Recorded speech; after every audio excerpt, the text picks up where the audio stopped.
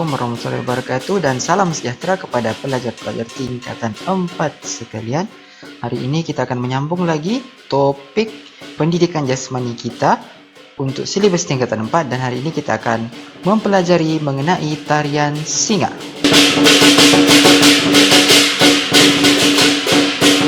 Selain daripada mendengar penerangan melalui video cikgu hari ini, pelajar-pelajar juga boleh merujuk buku teks muka surat 11 hingga muka surat 14. Sedikit pengenalan mengenai tarian singa. Tarian singa merupakan antara tarian tradisional dan adat masyarakat Cina.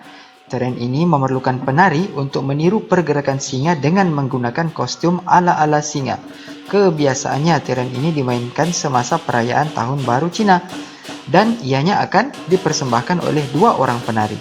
Seorang penari, yaitu di bahagian hadapan, akan menggerakkan kepala singa, manakala seorang lagi di bahagian ekor. Dua-dua penari ini akan bergerak mengikut rentak muzik dan kebiasaannya alat muzik yang digunakan semasa pertunjukan tarian singa adalah seperti gong, simbal, dan gendang besar. Tarian juga biasanya diiringi dengan bunyi mercun yang dipercayai oleh masyarakat Cina sebagai pembawa tuah. Dari mana asalnya tarian singa ini? Tarian singa sebenarnya berasal daripada negara China dan telah bermula sejak 1000 tahun dahulu. Antara jenis tarian singa yang popular ialah tarian singa utara dan juga tarian singa selatan. Tujuan tarian ini dipersembahkan adalah sebagai hiburan kepada kerabat diraja. Selain itu, ianya juga boleh membuang semangat jahat dan juga ianya adalah sebagai salah satu upacara untuk meminta tuah.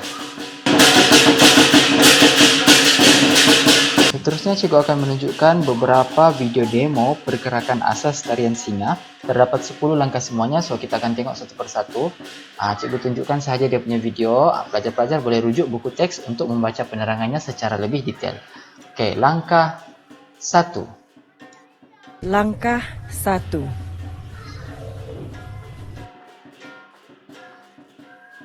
Langkah 2. Langkah 2.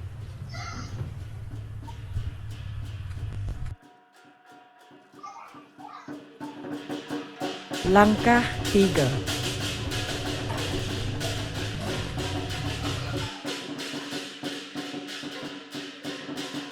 Langkah 4.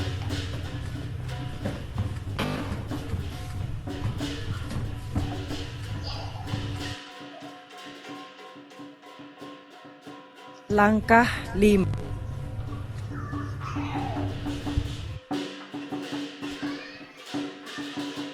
Langkah 6.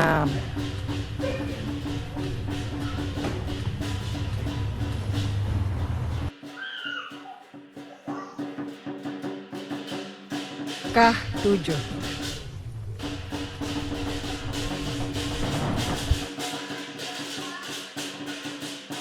Langkah 8.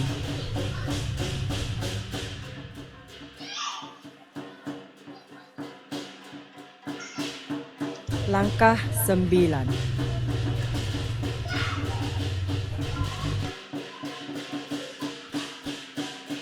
Langkah 10.